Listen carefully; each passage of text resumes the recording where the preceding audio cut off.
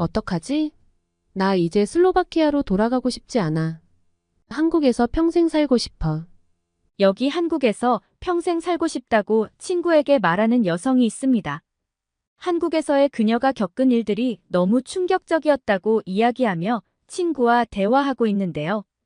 도대체 그녀는 한국에서 무슨 일을 겪었길래 이렇게 말하고 있는 걸까요? 안녕하세요. 세계인들의 한국에 대한 감동적인 이야기를 전해드리는 감동뭉클입니다. 저희 채널은 해외 커뮤니티 레딧과 신청자의 실제 사연을 제보받아 실화를 바탕으로 영상을 제작하고 있습니다. 구독과 좋아요, 공유 알림 설정은 영상 제작에 큰 힘이 됩니다. 오늘의 이야기 지금 시작합니다. 안녕하세요. 저는 슬로바키아에 살고 있는 루시아입니다. 슬로바키아라고 하니 생소하시죠? 다들 체코슬로바키아라고 하시면 아시더라고요. 저희 나라는 중유럽에 있는 나라인데 원래는 체코와 함께 구성된 체코슬로바키아였습니다. 지난 1993년 1월 1일에 체코슬로바키아가 평화적으로 분리돼서 이제는 슬로바키아와 체코공화국으로 나뉘게 되었답니다. 저는 그중 슬로바키아에서 지금 치과의사로 일하고 있습니다. 저는 한 달 전 한국에서 개최하는 치과 임플란트 학회에 참석하기 위해 한국을 처음 방문하게 되었습니다. 저희 슬로바키아는 중소기업이 많이 발달해서 자동차 산업이나 기계화학 산업이 주요 산업이라서 현재 슬로바키아에는 다양한 국제회사가 많이 들어와 있습니다. 그 중에는 한국의 기아, 현대, 삼성도 들어와 있어서 한국인들도 쉽게 볼 수 있으며 제가 근무 중인 치과에도 한국인 환자분들이 많이 진료를 보러 오십니다. 여기 슬로바키아 사람들의 차가운 표정과는 달리 한국인들의 친절한 미소와 좋은 매너를 보며 한국이라는 나라에 대해 궁금증이 생겼습니다. 그리고 언젠가는 꼭 한번 가보고 싶다는 생각을 가지고 있었습니다. 그런데 때마침 한국에서 학회를 개최한다고 해서 제가 제일 먼저 지원했습니다. 저는 평소에 아이들을 너무 좋아해서 소아치과 치료에 관심이 많았습니다. 1년 전 소아치과 학회에서 친해진 한국 친구가 있는데 그 친구 이름은 민희수입니다. 희수는 한국에서 소아치과 전문의로 일하고 있습니다. 우리는 나이와 관심사가 비슷해서 금방 친해졌고 서로 SNS로 계속 연락을 하고 지냈습니다. 이번 학회가 한국에서 개최된다는 소식을 처음 듣고 희수에게도 물어보니 희수도 학회 참석을 한다고 하더라고요. 희수가 언제 한번 한국에 놀러 오라고 했었는데 그동안은 치과 진료 스케줄 때문에 못 갔거든요. 그런데 이번 학회 일정 덕에 희수도 만나고 평소에 한국이라는 나라도 너무 궁금했기에 저는 잔뜩 기대를 하고 한국행 비행기를 탔습니다. 그렇게 약 12시간의 비행을 하고 저는 인천공항에 도착하게 되었습니다.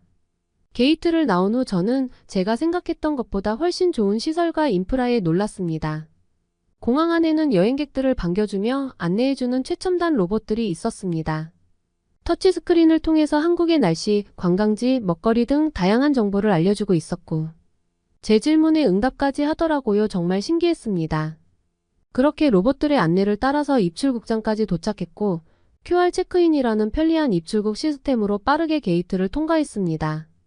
게이트를 통과하니 정말 놀랄 수밖에 없는 광경이 눈앞에 펼쳐졌어요. 공항 안에는 자율주행 기능을 활용해서 스스로 청소를 하는 로봇도 돌아다니고 또 여행객들이 휴게 공간에서 음료를 쉽게 구매할 수 있도록 하는 이동식 로봇 서비스까지 있었습니다. 게다가 공항 안에 의료시설, 백화점, 호텔 심지어 사우나까지 있다는 말에 정말 놀라지 않을 수가 없었어요. 공항이 마치 영화에서 보는 미래의 도시처럼 느껴졌습니다. 공항에서 이것저것 구경하고 싶었지만 학회 참석을 위해 버스를 타러 이동했습니다. 학회는 한국의 코엑스라는 곳에서 개최되었는데 처음 가보는 길이었지만 희수에게 미리 정보를 얻어서 코엑스까지 가는 것은 어렵지 않았습니다. 코엑스란 곳을 가기 위해서 버스에 타야 했는데 저는 그때부터 한국의 기술력에 정말 감탄했습니다. 버스를 탑승하기 위해 QR코드를 찍는다는 것도 희수에게 듣고 처음에 정말 놀라고 신기했는데 바코드를 찍자 나타난 스크린에서는 제 좌석의 위치를 바로 확인할 수 있었습니다. 여행객들에게 편리하게 이동할 수 있도록 도와주는 현대적이고 스마트한 시스템이라는 생각이 들었습니다. 이 버스는 한국의 프리미엄 버스라고 했는데 역시 이름값을 하더라고요. 일반 버스에 비해서 정말 넓은 좌석과 확실한 개인 공간이 제공되었고 시트는 리클라이닝 기능이 있어서 다양한 각도 조절이 가능할 뿐만 아니라 아주 푹신푹신했습니다. 게다가 정말 놀랐던 건 좌석마다 스크린이 설치되어 있는데 TV로도 볼 수 있고 제가 가지고 있는 휴대폰을 연동해서 스크린으로 볼 수도 있었습니다. 또한 무선 와이파이가 제공되고 있어서 가는 길에 학회 자료도 노트북으로 미리 정리할 수 있었고 전원 포트도 있어서 휴대폰도 계속 충전해 둘 수가 있었습니다. 슬로바키아에서는 볼 수 없는 처음 보는 서비스에 저는 깜짝 놀랐습니다. 버스가 출발하자 몇몇 사람들은 안락한 좌석에 앉아 눈을 감고 이어폰을 착용한 채 편안히 잠을 자더라고요. 그런데 더 놀라운 것은 각자 귀중품을 그냥 방치한 채로 두는 것이었습니다. 슬로바키아에서는 저런 식으로 물건을 방치한다면 소매치기범들이 분명 가져갈 게 너무나 뻔했기 때문에 한국에서의 이런 안전한 환경에서 이동할 수 있다는 점이 정말 제겐 놀라운 일이었습니다. 그렇게 버스는 코엑스에 도착하였고 저는 미리 와 있던 희수와 만나게 되었습니다. 희수는 오는 동안 힘들지는 않았는지 불편한 점은 없었는지 물어보며 저를 반갑게 맞아주었습니다. 그렇게 학회를 끝내고 저는 희수네 집으로 향했습니다. 원래는 호텔을 예약하려고 했었는데 희수가 자기네 집에 가서 지내자고 하더라고요. 저는 희수가 불편할까봐 괜찮다고 사양했는데 호텔로 가면 정말 서운할 거라고 말해서 저는 결국 희수네 집으로 가게 되었습니다. 짐을 대충 정리하고 나니 희수가 꼭 가야 할 곳이 있다고 나가자고 하더라고요. 그렇게 우리는 차를 타고 이동했습니다. 이동하는 내내 창밖 풍경이 정말 아름다웠습니다. 도시 한가운데를 가로지르는 한강과 다리 위에서 바라보는 풍경이 정말 예뻤습니다. 그렇게 차를 타고 한 식당에 도착했는데 사람들이 엄청나게 많이 보였습니다. 희수는 곧장 식당 앞 기계에 번호를 찍더라고요. 왜 번호를 찍느냐고 물어봤더니 식당은 순서대로 번호를 입력하면 핸드폰으로 알람이 온다고 했습니다. 저는 밖에서 다리 아프게 계속 줄을 서야 하나 생각했었는데 기다리는 사람도 있고 다른 볼일을 보러 갔다가 오는 사람도 있다고 하더라고요. 역시 한국은 IT 강국이라는 생각을 했습니다. 그렇게 우리는 주변을 구경하다가 웨이팅 알람이 와서 식당으로 바로 들어갈 수 있었습니다. 우리가 간 식당은 바로 삼겹살집이었습니다. 예전에 희수가 SNS로 사진을 올렸을 때 나중에 나도 한번 먹어보고 싶다고 글을 남긴 적이 있었는데 그걸 기억하고 있었나 봐요. 희수의 세심한 배려에 너무 놀라기도 하고 저를 배려해주는 마음에 정말 감동했습니다. 식당 안을 들어가서 보니 테이블이 꽉 차 있었습니다. 잠시 후 희수가 주문한 고기가 나왔고 저는 그 맛이 정말 궁금했습니다. 판 위에 고기를 굽기 시작하자 잠시 후에 직원분이 주전자를 가지고 오셨습니다. 그래서 저는 물이나 뭔가 마실 게 있겠지라고 생각했는데 주전자를 판이 테두리에 있는 구멍에다 붓더라고요. 동그란 불판의 가장자리에 왜 홈이 파져 있을까 궁금했는데 직원분이 그곳에 뭔가를 붓는 것을 보고 그제야 알았습니다. 주전자 안에는 계란물이 들어 있었고 불판 홈에 붓자 잠시 후 맛있는 계란찜이 만들어지는 것을 보고 저는 연신 신기해서 우아하며 감탄을 했더니 그 모습을 본 희수가 싱긋 웃었습니다. 불판 위에 구워진 고기는 정말 맛있었어요. 그렇게 고기만 먹고 있는데 희수가 저에게 더 맛있게 먹는 방법이 있다며 알려주었습니다. 상추라는 풀 위에 고기를 올리고 위에 쌈장이라는 소스를 같이 먹으면 된다고 알려주었어요. 처음에는 무슨 맛일까 했는데 희수가 알려준 대로 먹으니 고기만 먹었을 때와 맛이 아주 달랐습니다. 야채와 고기를 함께 먹으니 건강해지는 느낌이었어요. 게다가 테두리에 부은 계란찜이 정말 맛있었습니다. 제가 정말 궁금했던 김치도 먹어봤는데 의외로 많이 맵지도 않고 맛있었어요. 고기와 같이 먹으니 느끼함을 잡아주는 느낌이었습니다. 한국에는 맛있는 먹을 것이 정말 많다고 들었는데 그 말이 왜 나온 건지 알 것 같았습니다. 그렇게 식사를 마치고 내일 일정을 이야기하며 집으로 향했습니다. 제가 한국에 온다고 하자 희수가 미리 치과에 연차를 써서 며칠 동안 어디를 갈지 다 계획을 해놨더라고요. 그렇게 집에 도착해서 샤워를 하고 희수에게 근처에 혹시 신발을 살 수 있는 곳이 있냐고 물어봤습니다. 학회에 참가하려고 구두를 신고 왔는데 오늘 돌아다니다 보니 발이 조금 아프다고 했더니 희수가 새 운동화가 있다며 신으라고 줬습니다. 그런데 신어보니 제가 발이 희수보다 커서 운동화가 맞지 않았습니다. 그냥 내일 사러 가자고 하려는데 희수가 저에게 핸드폰을 보여주면서 원하는 색상과 사이즈를 선택하라고 하더군요. 지금 주문하면 당장 내일 새벽에 도착한다고 말했습니다. 그 말을 듣고 저는 농담인 줄 알았습니다. 그런데 희수의 표정을 보니 진심인 듯 싶어서 제 사이즈와 마음에 드는 색상으로 운동화를 골랐습니다. 속으로는 반신반의하긴 했어요. 한참을 이야기를 나눈 뒤 우리는 잠이 들었습니다. 다음날 아침이 되었고 희수가 아침부터 나갈 준비를 하길래 저는 아침 운동을 가나 싶었습니다. 역시 날씬한 몸매는 그냥 이루어지지 않는구나 생각했습니다. 그런데 희수가 바로 들어오는 게 아니겠어요? 손에 박스 하나를 든 채로요. 저는 정말 기절할 뻔했습니다. 어떻게 이런 일이 가능한지 희수에게 물었더니 희수는 저에게 핸드폰으로 사진 하나를 보여줬습니다. 사진에는 택배가 문 앞에 배송 완료되었다는 인증샷이 있었습니다. 그리고 배송 완료되었다는 뜻의 문자도 희수가 보여줬습니다. 저는 한국은 모든 택배가 이렇게 빨리 오는 거냐고 물었습니다. 그러자 모든 택배가 이렇게 빨리 오지는 않고 어제 우리가 주문한 거는 로켓 배송 시스템이라고 했습니다. 또 로켓 배송 시스템이 아니어도 한국에서는 보통 이틀 정도밖에 안 걸린다고 말을 했습니다. 정말 슬로바키아에서는 생각도 못할 일이 한국에서는 당연하게 생각하는 게 너무 놀라웠습니다. 제가 사는 곳만 해도 정말 택배를 빨리 수령할 때는 3, 4일 정도가 소요되고 기본 일주일 정도 걸립니다. 만약 슬로바키아에서 한국처럼 택배 배송 완료라고 문자를 보내면서 사진을 찍어준다면 아마 여기저기 소문이 날 겁니다. 심지어 주택 같은 경우에는 집주인이 없을 때는 문 앞에 두면 분실할 위험이 매우 높아서 한국처럼 문 앞에 택배를 두고 가는 건 정말 상상도 할 수 없는 일입니다. 만약 택배를 보관소에 두고 간다고 하면 나중에 그것을 하나하나 찾는 게 정말 보통 일이 아니기 때문에 슬로바키아에서는 택배를 받는 것이 아직 불편한 점이 상당히 많습니다. 그런데 한국에는 이런 시스템과 문화가 일상이라고 하니 정말 부럽다고 생각이 들었습니다. 택배로 온 운동화를 신고 저는 희수와 함께 외출 준비를 했습니다. 그렇게 엘리베이터를 타고 나오는데 1층이 아닌 지하로 내려가는 게 아니겠어요? 그래서 저는 어제 주차했던 것이 기억나서 주차장에는 왜 가냐고 물었는데 희수는 자기를 따라오라고 하더라고요. 그런데 세상에, 그곳은 또 다른 세상이었습니다. 아파트 지하에는 입주민들을 위한 레스토랑뿐만 아니라 헬스장, 수영장, 카페, 심지어 사우나까지 있었습니다.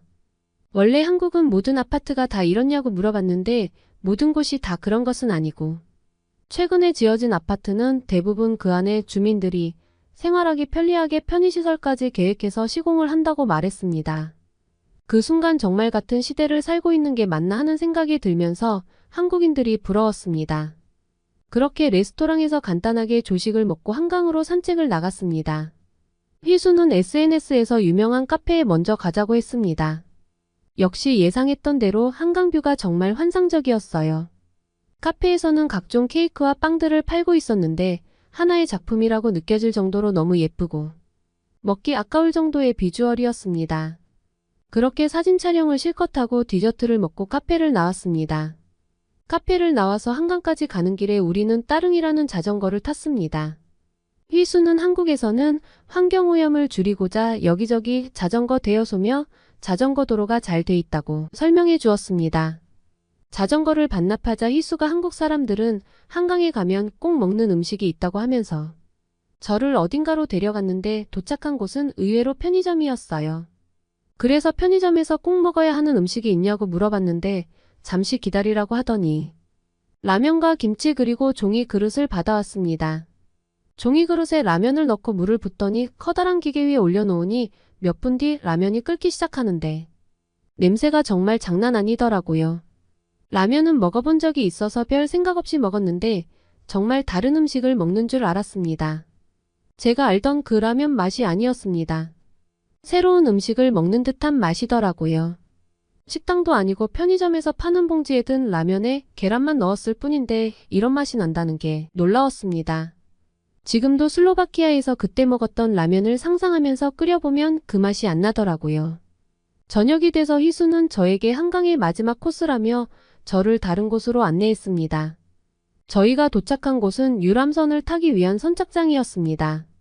유람선을 타면서 도심의 아름다운 풍경을 바라보는데 아주 특별한 경험이었습니다.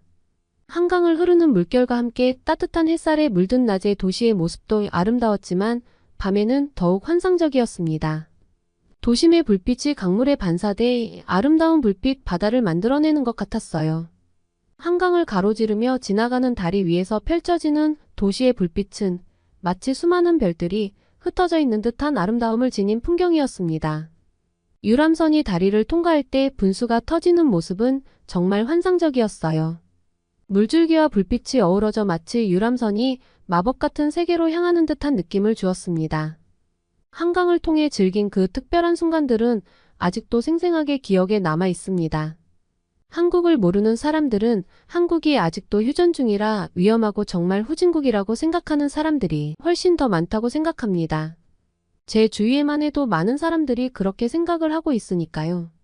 하지만 한국에 와 본다면 한국을 휴전 중인 위험하고 못 사는 후진국이라고 절대 말할 수 없을 겁니다. 슬로바키아에 돌아가서 저와 같이 근무하는 치과 직원들에게 모두 한국을 방문해보라고 말하고 다니고 싶을 정도니까요. 유람선에서의 특별한 경험을 마치고 나니 한국에 중독되어 버렸다는 생각이 들었습니다. 이제는 한국에서 더 많은 시간을 보내고 더 많은 즐거움을 찾고 싶다는 마음이 커졌습니다. 휘수가 편의점에 들러서 캔맥주를 사서 길거리에서 마시자고 하는 것은 무척 매력적으로 다가왔습니다. 한국에서는 밤에 길거리에서 술을 마셔도 안전하다는 사실이 정말 놀라운 경험이었어요. 슬로바키아에서는 여자 혼자 밤에 길거리를 돌아다니기가 위험한데 이렇게 아무 제약 없이 자유롭게 즐길 수 있는 분위기가 너무 신선하게 느껴졌습니다. 이런 자유로움이 평범한 일상이라는 게 믿기지가 않고 정말 신기하고 부러웠습니다. 한국에서는 일상 속에서 눈에 띄는 위험 없이 여러 활동을 즐길 수 있다는 게 저에게 정말 특별한 경험이었습니다. 그리고 그런 일상적인 행복들이 한국을 더욱 사랑하게 만들었습니다. 다음 날은 경복궁에 가서 한국 전통 의상인 한복도 입어보고 다양한 체험도 했습니다. 경복궁에는 정말 많은 외국인들이 있었습니다. 다들 한복을 입고 행복해하는 모습을 보니 저도 구경하는 내내 기분이 좋았습니다. 그리고 나서 희수는 재미있는 곳이 있다며 동대문을 데리고 갔습니다. 동대문은 이제껏 가본 곳과는 또 다른 독특한 분위기와 다양한 상점들로 가득 차 있었습니다. 정말 구경할 거리가 많아서 우리는 이것저것 구경하며 사진을 찍었습니다. 동대문 디자인 플라자라는 곳은 건축물 자체가 독특해서 저희 말고도 여러 관광객들이 사진을 찍고 있었습니다. 안으로 들어가자 다양한 예술품과 팝업 스토어들이 있어서 구경하는 재미가 있었습니다. 그리고 나서 주변의 작은 골목과 상점들을 돌아다녔습니다. 귀여운 소품들이 가득한 상점들, 다양한 의류와 액세서리들이 많았습니다. 저는 거기서 희수와 작은 우정인형도 서로 사서 나눠 가졌습니다. 그렇게 밤이 되자 동대문은 점점 활기를 띠었습니다. 특히 길거리에서 파는 음식이 정말 고급 식당 못지않게 너무 맛있었습니다. 김밥부터 떡볶이까지 다양한 길거리 음식을 먹어봤습니다. 특히 떡볶이의 향과 맛은 정말 중독성이 있더라고요. 아직도 가끔 생각이 날 정도니까요. 그렇게 저녁을 먹고 쇼핑을 한참 하다가 시간을 보려는데 세상에 주머니 있던 핸드폰이 사라진 거예요. 저는 너무 당황한 나머지 우리가 걸어왔던 길로 뛰어가 봤지만 제 핸드폰은 보이지 않았습니다. 그렇게 기운 없이 희수에게 갔는데 희수가 누군가와 웃으면서 전화통화를 하고 있었습니다. 그러면서 저에게 눈잉크를 하는 거였어요. 저는 궁금해하며 무슨 일인지 통화가 끝나기만을 기다리고 있었습니다. 통화를 마친 희수가 말하길 제 핸드폰으로 전화를 걸었더니 어떤 아주머니께서 전화를 받으셨다고 했습니다. 알고 보니 아까 먹었던 떡볶이 집에 제 휴대폰이 있다며 찾으러 오라고 했다는 거였습니다. 희수가 제 폰으로 전화해보면 된다고 말하려고 했는데 제가 너무 당황한 나머지 먼저 뛰어가 버려서 말을 못했다고 하더라고요. 그래서 저희는 다시 그 떡볶이 집으로 가서 제 휴대폰을 찾을 수 있었습니다. 아주머니께서는 저희가 먹고 간 뒤 다음 손님이 바닥에 떨어진 것을 발견하고 주인을 찾아달라고 맡겼던 거라고 했습니다. 슬로바키아에서는 상상도 못할 일입니다. 길거리에서 주운 남의 물건을 찾아주는 한국인들의 시민의식에 너무 놀랐습니다. 그렇게 핸드폰을 찾고 우리는 마지막으로 남산타워로 향했습니다. 한국에 오면 누구나 꼭 가봐야 하는 곳이라고 했기에 직접 가서 케이블카를 타고 바라본 서울은 정말 예술이었습니다. 처음에는 그냥 야경을 보러 온 것이었지만 올라가서 서울의 불빛이 펼쳐진 풍경은 기대 이상으로 아름다웠습니다. 밤하늘의 어둠과 불빛이 어우러져 만들어진 그 풍경은 말로 표현할 수 없을 정도였습니다. 유람선에서 보는 야경과는 또 다른 장면이었습니다. 남산타워에서 보는 서울의 야경은 마치 도시 자체가 노래하는 듯한 느낌이었습니다. 희수와 함께 여러 곳을 가고 맛있는 한국 음식도 먹어보고 그리고 학회에서 많은 것들을 배워가며 이번 한국 방문은 단순한 휴가를 넘어 저에게 세상을 바라보는 눈을 키우는 성장의 시간이 되었습니다. 일주일간의 한국에서의 일정은 제 인생에서 잊지 못할 소중한 시간이 될 것 같습니다. 한국은 제가 예상했던 것보다 훨씬 더 살기 좋고 다양한 편의시설부터 한국인의 시민의식 그리고 IT 강국다운 면모까지 어느 하나 빠지지 않는 선진국이라고 생각하게 되었습니다. 지금은 슬로바키아로 돌아와 다시 평범한 일상을 살고 있지만 가끔 한국에서의 자유로움이 그리워집니다. 한국에서의 제 경험을 부모님께 말씀드렸더니 정말 그런 나라가 있느냐면서 신기해하셨습니다. 연세가 더 드시기 전에 부모님과 함께 한국을 방문하는 그 순간을 상상하며 오늘도 열심히 환자를 진료하고 있습니다. 한국에 대해 잘 모르시는 부모님께서 제가 경험한 놀라운 일들을 똑같이 겪으시면 어떤 표정이실지 상상하면 가끔 웃음이 나오곤 합니다. 아마 엄청 놀라시고 신기해하시겠죠? 한국의 아름다운 자연, 풍부한 문화, 맛있는 음식들을 함께 먹으면서 부모님과 함께하는 특별한 여행에 한국에서의 또 다른 소중한 추억을 만들 수 있겠죠? 부모님과는 아직 한 번도 해외여행을 같이 간 적이 없어서 더욱 기대가 됩니다. 제가 다녀온 남산, 경복궁, 동대문 외에 부모님께서 좋아하실 만한 장소를 알고 계시면 댓글로 꼭 알려주세요. 지금까지 제 이야기를 들어주셔서 감사합니다. 오늘의 사연 어떠셨나요? 사연자분에게 응원과 격려의 말씀들을 댓글로 남겨주세요. 감동 뭉클에서는 여러분의 마음들을 모아 사연자분들에게 전달해드리고 있습니다. 저희는 감동적이거나 재미있는 실제 사연들을 제보받고 있으니 소개해주고 싶은 사연이 있으시면 위 메일로 제보해 주시기 바랍니다. 오늘도 여러분의 하루에 작은 즐거움이라도 되었기를 바라며 지금까지 감동 뭉클이었습니다. 끝까지 시청해주셔서 감사합니다. 다음에 더 좋은 영상으로 찾아뵙겠습니다.